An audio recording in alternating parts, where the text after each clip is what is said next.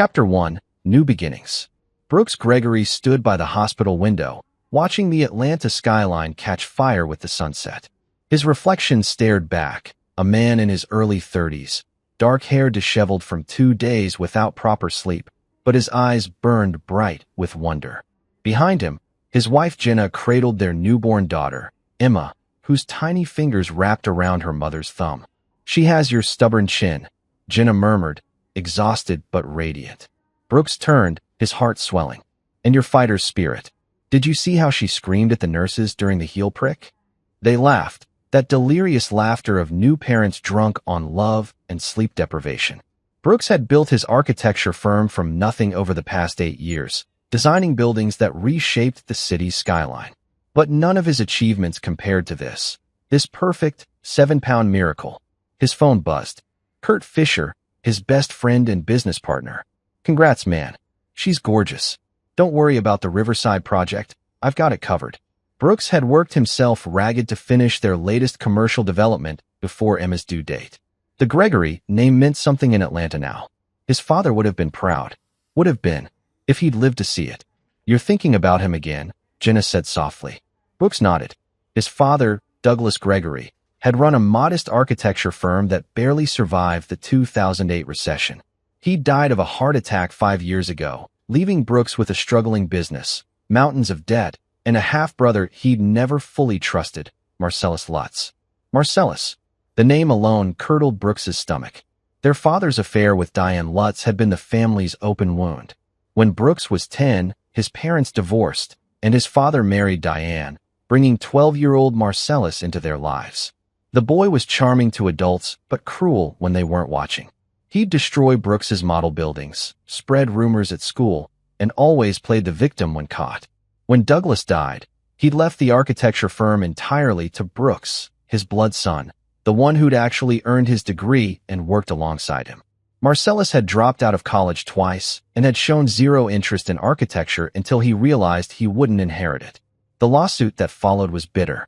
Marcellus claimed he'd been promised partnership, that Brooks had manipulated their dying father.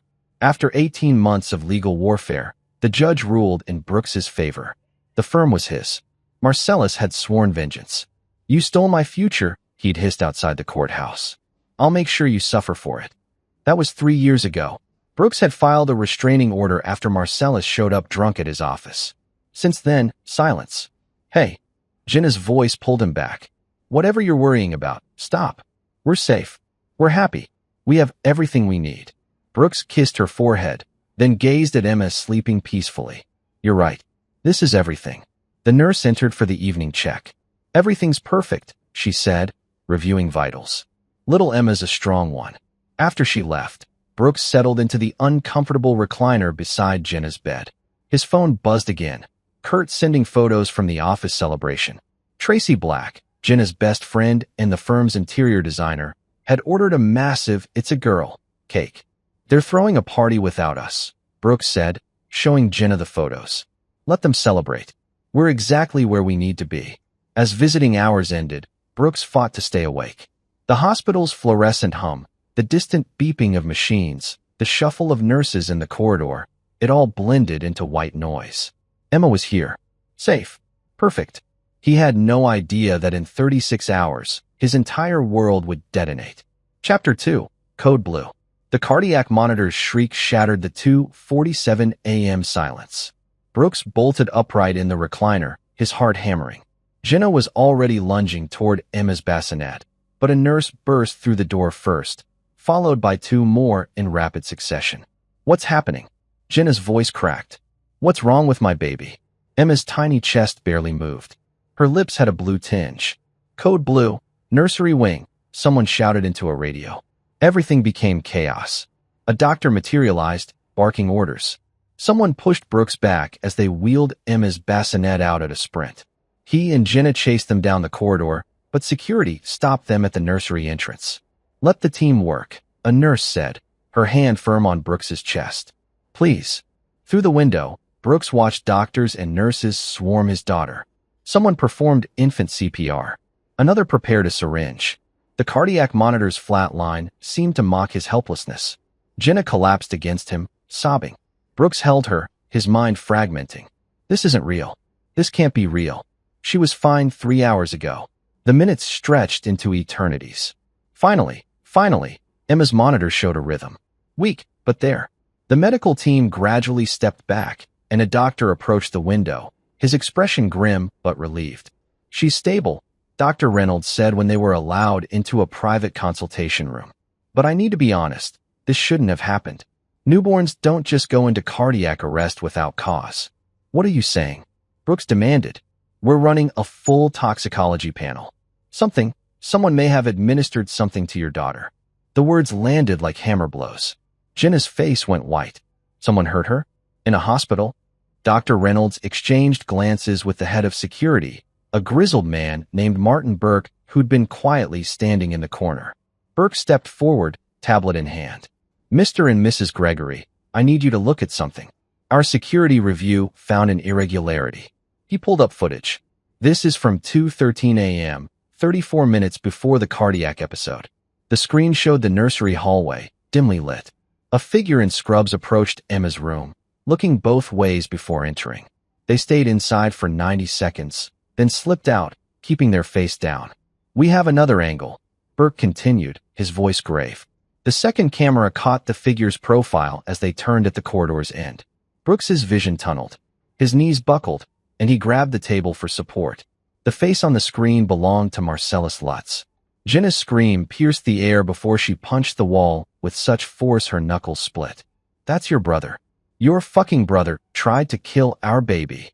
Brooks couldn't speak, couldn't breathe. Marcellus. In the hospital. In Emma's room.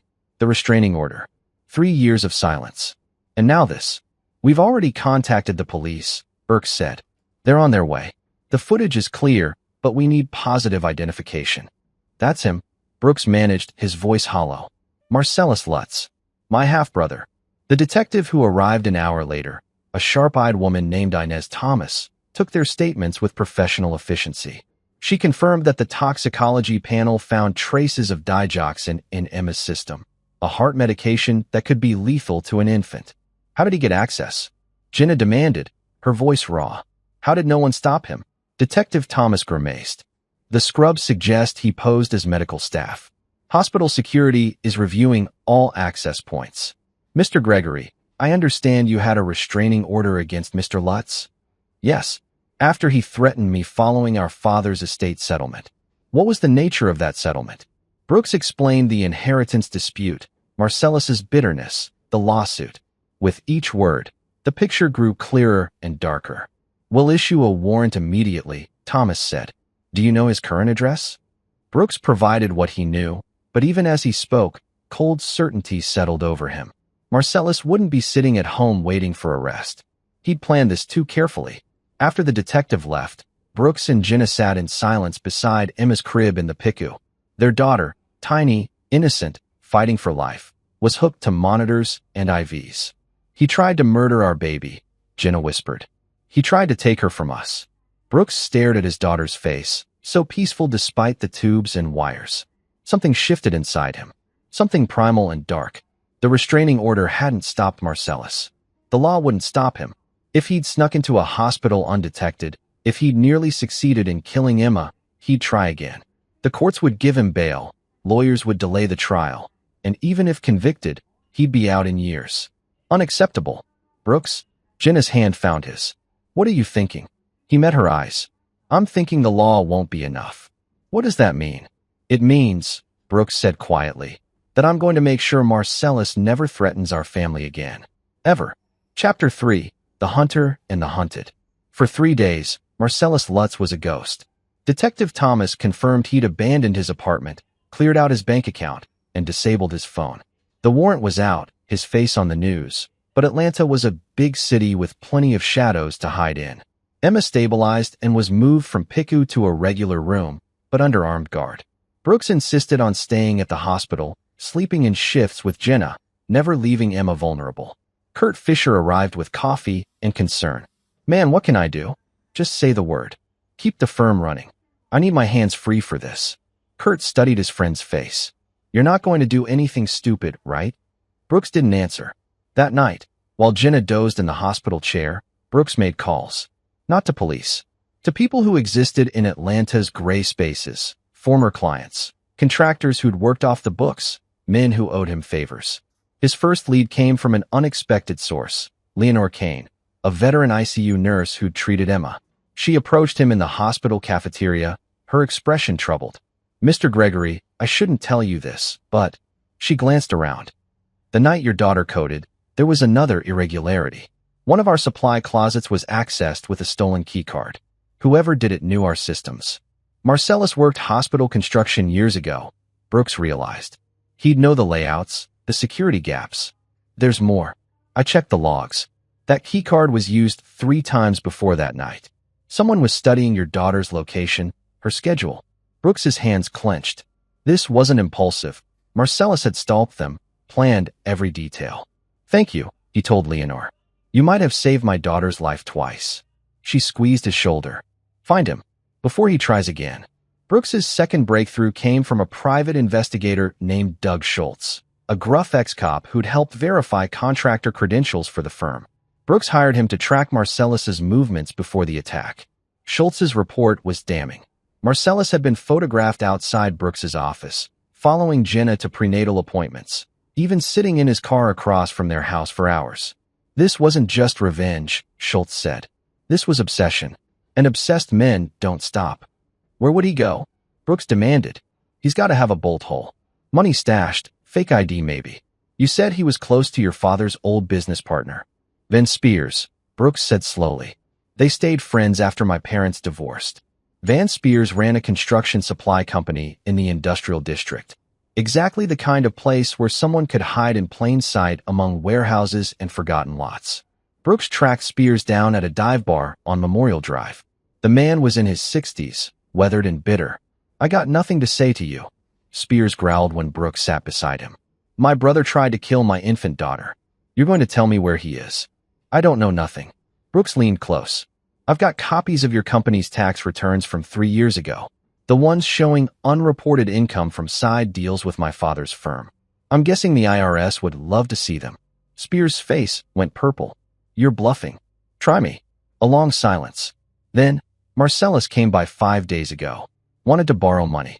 I told him to get lost, but he mentioned staying with someone in College Park. A woman. Didn't get her name.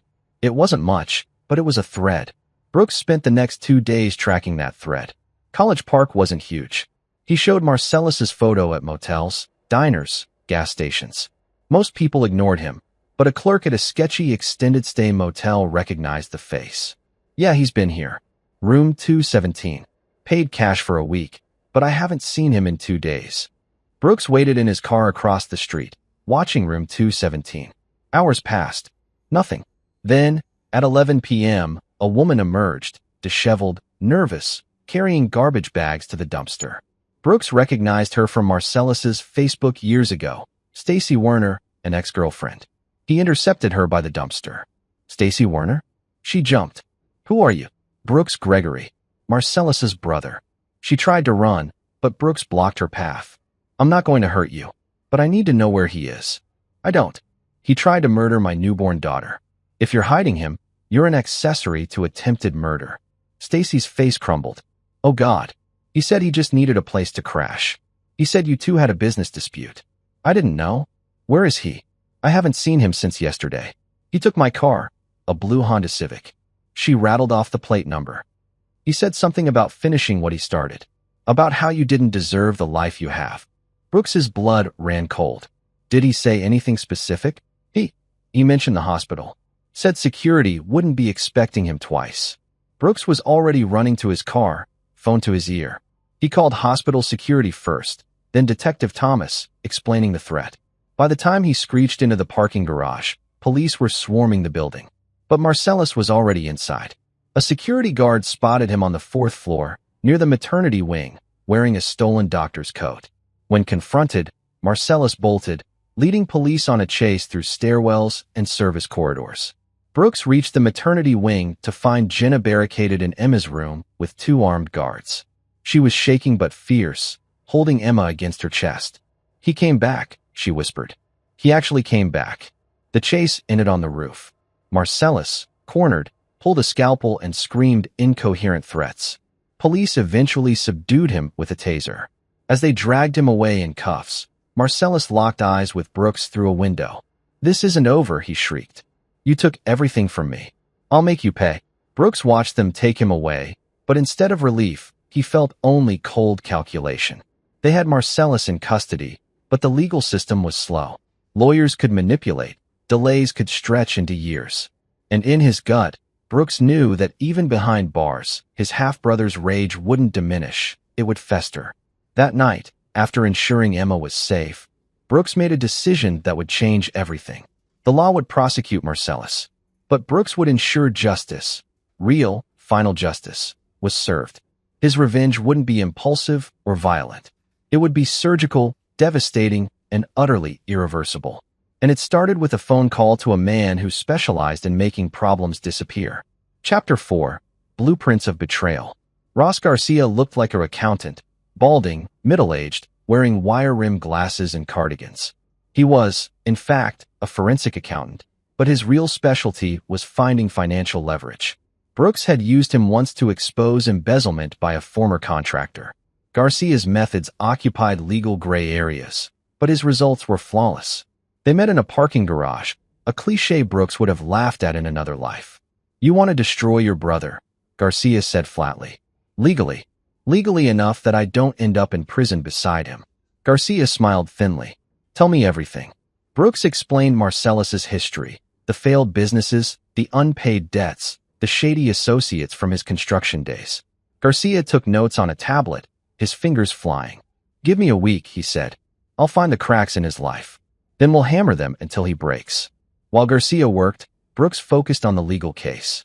Detective Thomas was building a solid prosecution: attempted murder, breaking a restraining order, trespassing, assault. The DA was confident about conviction. But the defense attorney, a slick operator named Winfred Carey, was already spinning narratives. "Marcellus Lutz suffers from mental health issues," Carey told reporters. "He was off his medication, acting irrationally.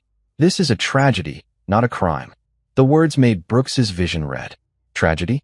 His daughter nearly died. Jenna sensed his fury. "Don't do anything that puts you at risk," she warned. "Emma needs her father. I need my husband." "I'm not going to prison," Brooks assured her. "But I'm not letting him walk away either." Kurt pulled him aside at the office. "Man, you're scaring me. Whatever you're planning, don't ask questions you don't want answers to." Kurt stared at him. "Brooks, you're a good person. Don't let Marcellus turn you into something you're not." "Maybe I've always been this," Brooks replied. "And I just never had a reason to show it." Garcia called 5 days later. "I've got him. And it's worse than we thought." They met at Brooks's office after hours.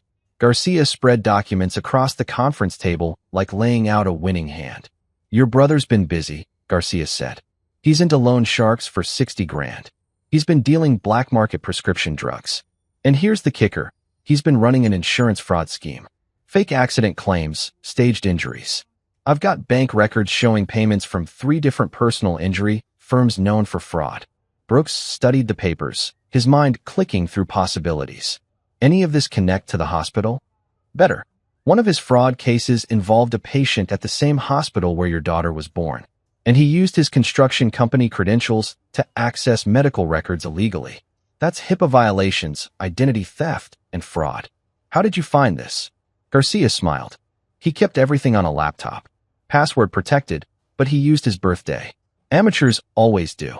"You hacked his laptop?" "I found it. What happened after that is between me and God." Brooks examined the evidence. It was comprehensive: bank statements, emails, photographs of staged accidents. But one document made him pause: a life insurance policy their father had taken out on Brooks years ago, with Marcellus as the beneficiary if Brooks died without heirs. "This is from 8 years ago," Brooks said slowly. "Before Emma was born. Right? If your daughter died, and then something happened to you." Garcia let the implication hang. The full picture crystallized. Marcellus hadn't just wanted revenge. He wanted Brooks dead and his bloodline ended. Kill Emma, kill Brooks, inherit the insurance payout, and possibly make claims on the firm. "He's not just crazy," Brooks whispered. "He's calculating," which makes him more dangerous, but also more vulnerable. Crazy we can't predict. Greedy? Greedy we can trap. Chapter 5. The Snare. Brooks's plan unfolded over the next 3 weeks while Marcellus sat in jail awaiting trial. First, he leaked Garcia's findings to Detective Thomas, anonymously, through layers of proxies. Thomas was smart enough to pursue the leads without questioning their origin. Within days, federal agents were investigating Marcellus for insurance fraud and HIPAA violations. The charges multiplied: attempted murder, fraud, identity theft, illegal drug distribution. Carrie, the defense attorney, began scrambling. The tragic mental health defense became harder to sell when evidence showed Marcellus had methodically planned crimes for profit. But Brooks wasn't satisfied with prison time. He wanted devastation. Phase 2 involved Van Spears, who'd been subpoenaed to testify about Marcellus's pre-attack movements. Brooks approached him with a proposition. "Testify honestly about Marcellus coming to you for money," Brooks said. "In return, I'll forget about your tax issues. And if I don't, the IRS gets a very detailed anonymous report. You'll spend the next decade in court." Spears caved. His testimony would demolish any claim that Marcellus acted impulsively. Phase 3 was more delicate. Brooks tracked down Stacy Werner and offered her immunity testimony in exchange for cooperation. She'd testify about Marcellus's threats, his cold calculation, his admission that he planned to finish the job. "He's going to hate me," Stacy said nervously. "He tried to kill a baby. What do you care what he thinks?" She agreed. But the masterstroke, Phase 4, was Brooks's most ruthless move. Through Garcia, Brooks discovered Marcellus had a partner in the insurance fraud scheme, Haywood Bird, a personal injury attorney with mob connections. Bird was careful, insulated by layers of deniability. Brooks arranged an anonymous meeting with Bird's competitors, the type of lawyers who didn't appreciate someone muscling in on their territory. He provided them copies of Marcellus's records showing Bird's involvement. Within 48 hours, Bird's office was raided. He immediately blamed Marcellus, providing detailed testimony about their scheme in exchange for reduced charges. Marcellus was now facing a dozen federal charges, betrayed by his own partner, with witnesses lined up to bury him. The trial was set for 6 weeks out.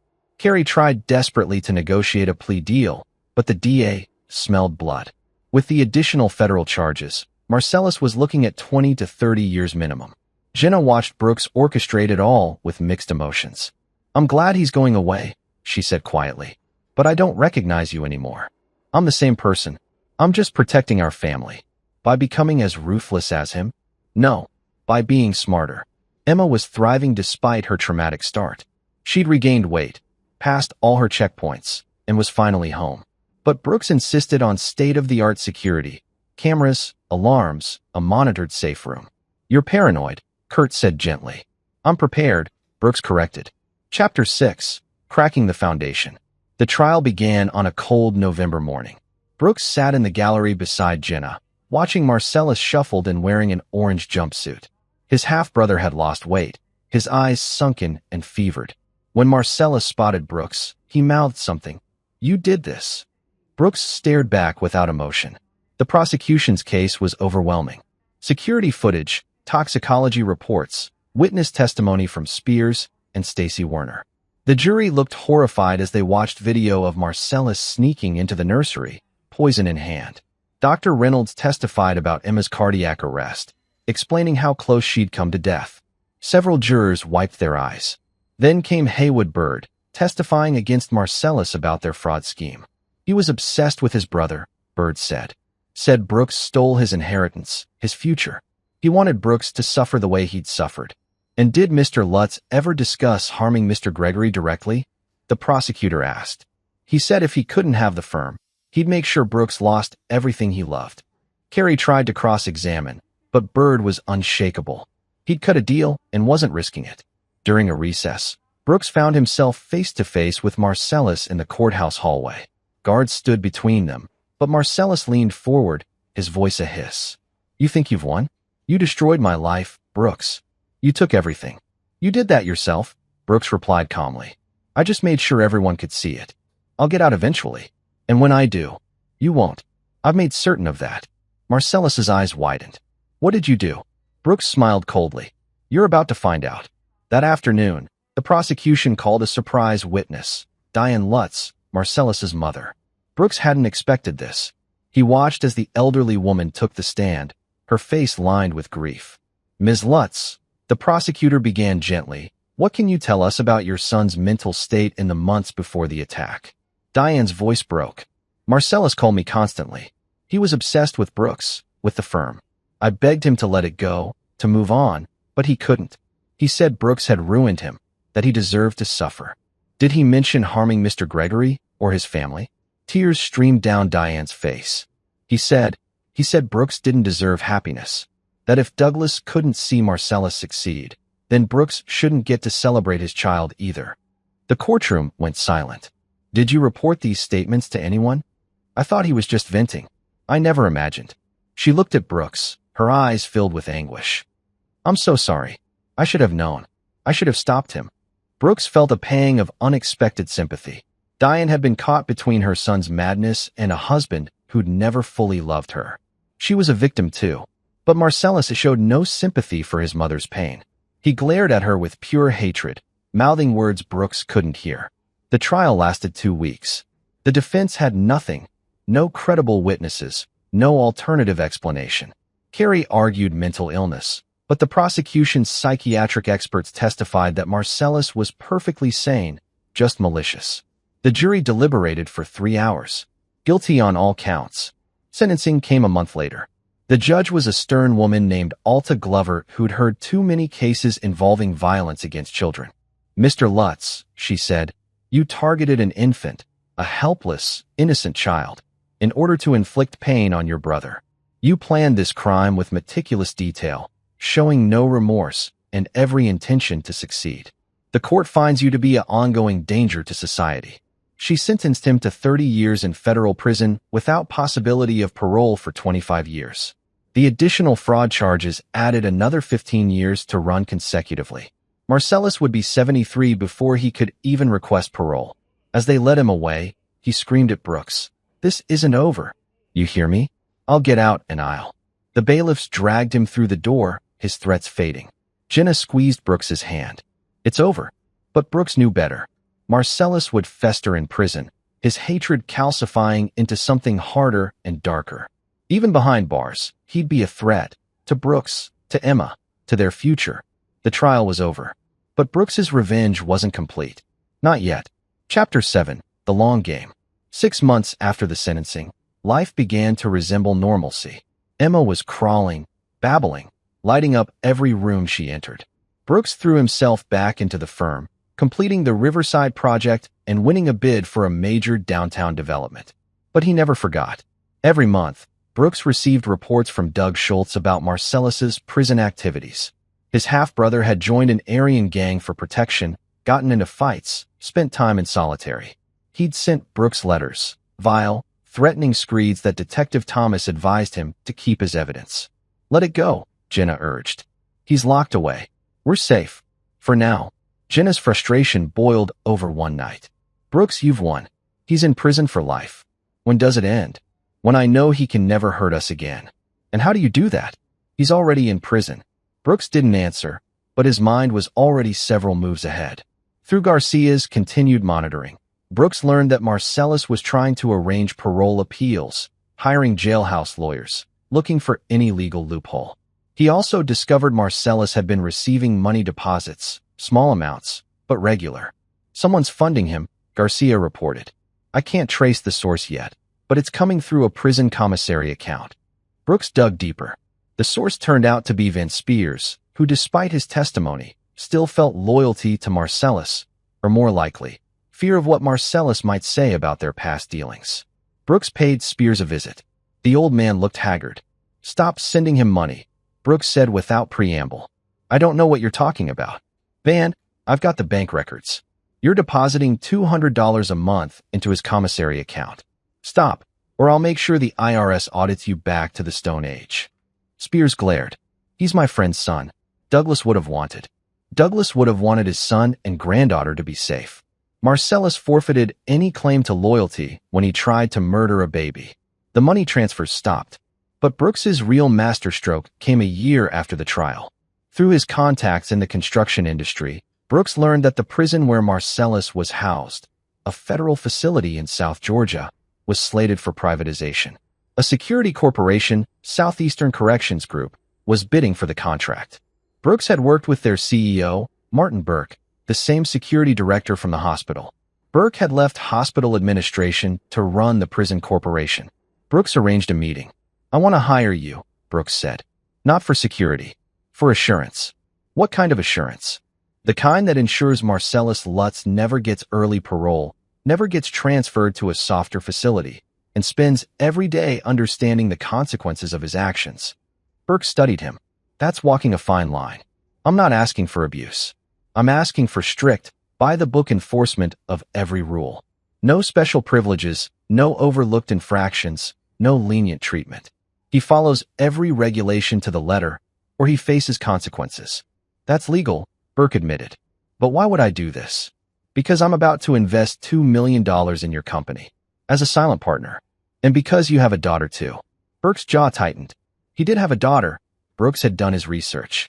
The man understood the primal need to protect your child. "Marcellus Lutz will serve every day of his sentence under strict supervision," Burke said finally. "No promises beyond that. That's all I need." The deal was struck. Brooks became a silent investor in Southeastern Corrections, and when they won the privatization contract, Burke became warden. Marcellus's life in prison became exactly as harsh as the law allowed. Every rule infraction, and Marcellus committed many, was punished with extended solitary confinement. Every parole attempt was met with detailed reports of his violent behavior and lack of rehabilitation. Years passed. Emma grew from baby to toddler to kindergartner. She had no memory of the man who'd tried to kill her, and Brooks intended to keep it that way. The firm flourished. Brooks's designs became iconic in Atlanta's skyline. He hired Tracy Black as a full partner, rewarding her loyalty. Kurt eventually learned the full extent of Brooks's machinations and, while troubled, never reported him. "You've become someone I don't fully recognize," Kurt said. "But I understand why." "I've protected my family," Brooks replied. "That's all that matters." Chapter 8. Echoes and Endgames. 10 years after the attack, Brooks received word that Diane Lutz was dying. "Cancer," the doctors said. She had months, maybe weeks. She'd sent a letter requesting to see Brooks before the end. Jenna advised against it. "You don't owe her anything." But Brooks felt something pull him to the hospice center. Diane had testified against her own son. That took courage. She looked ancient in the hospital bed, tubes and monitors sustaining her fragile life. When Brooks entered, her eyes filled with tears. "Thank you for coming," she whispered. "Why did you want to see me?" "To apologize. And to beg you for something." "I'm listening." "Marcellus writes me letters. Hateful letters, blaming everyone but himself. He's become a monster, and I know I'm partly responsible. I enabled him, excused him, protected him from consequences." She coughed, her body racking. "But he's still my son. When I'm gone, he'll have no one. I'm asking you, begging you, show him a mercy I don't deserve to ask for." Brooks felt no sympathy. "He tried to murder my daughter. I know, and he deserves everything that's happened to him.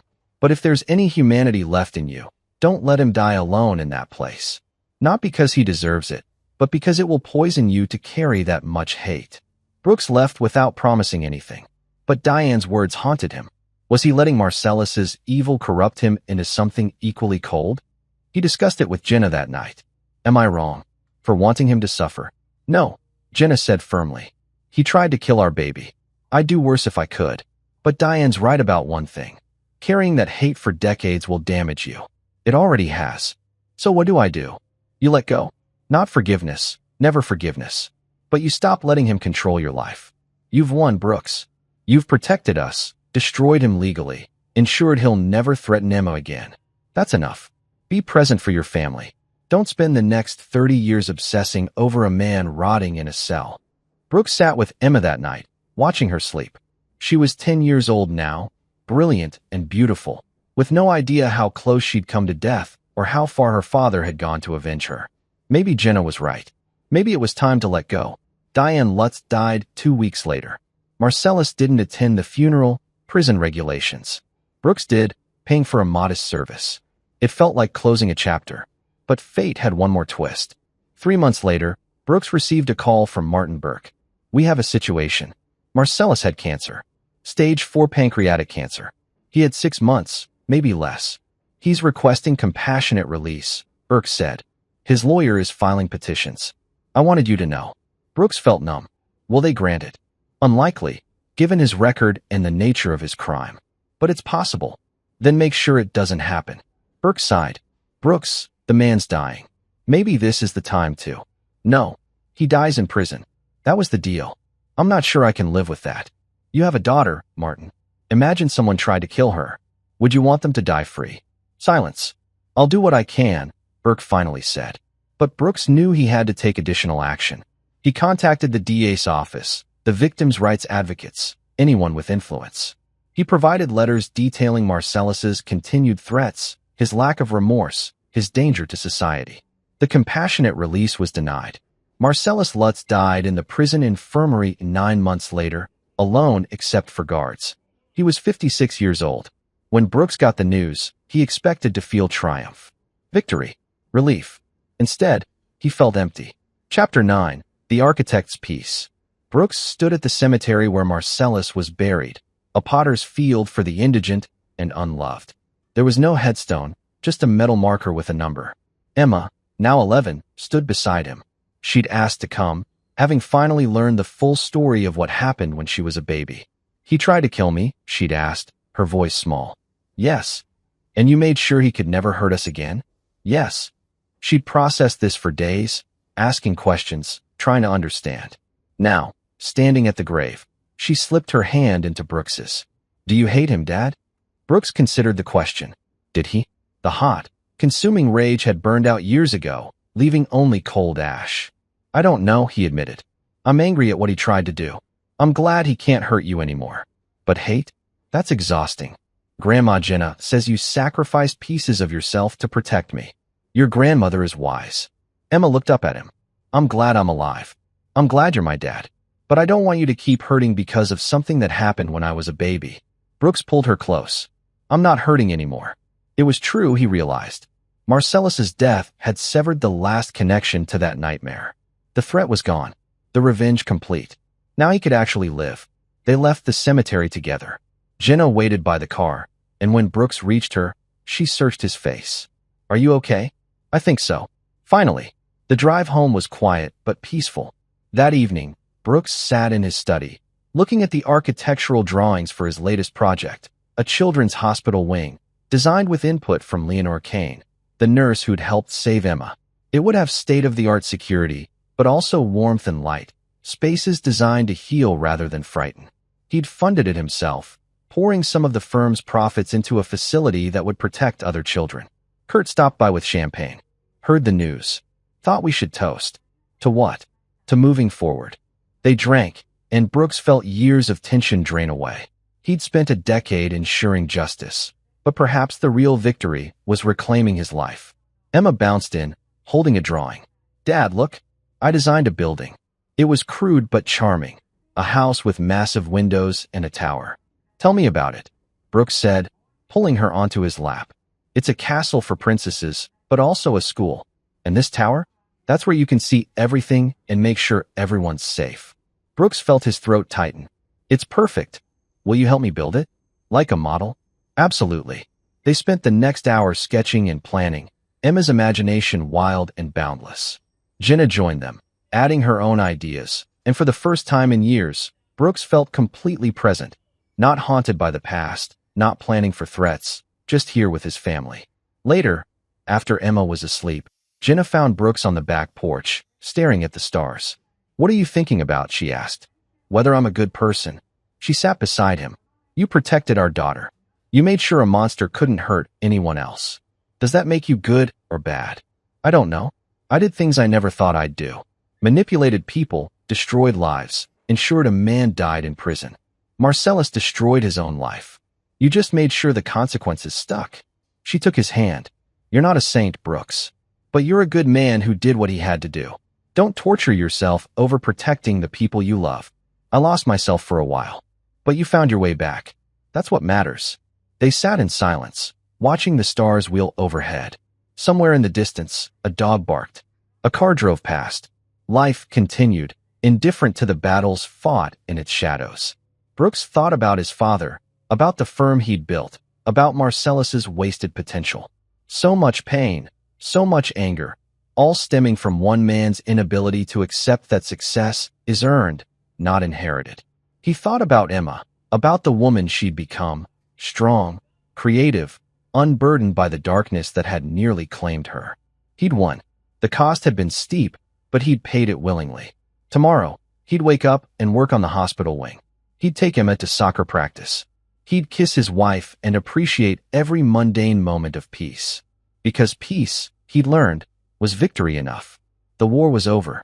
Brooks Gregory had survived, had protected his family, had ensured justice was served. And now, finally, he could rest. Epilogue. 15 years after the attack, Emma Gregory graduated from MIT with degrees in architecture and engineering. She stood on stage, accepting her diploma, and Brooks wiped tears from his eyes.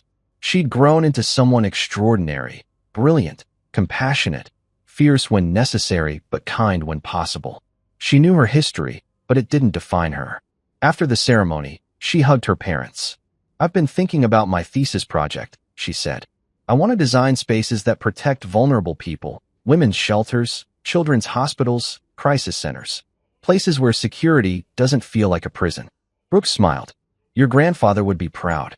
"I'm proud. I learned from the best," Emma replied.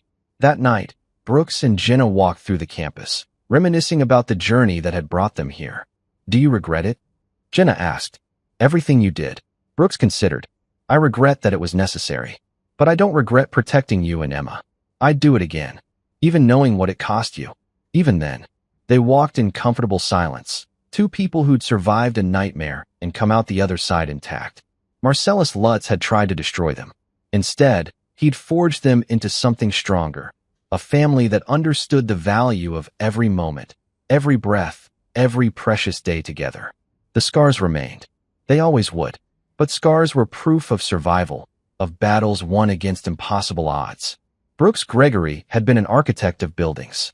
But when it mattered most, he'd become an architect of justice, of protection, of vengeance tempered with wisdom. He'd won.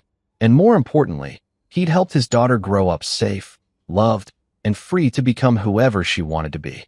That, in the end, was the only victory that mattered. This is where our story comes to an end. Share your thoughts in the comments section. Thanks for your time. If you enjoy this story, please subscribe to this channel.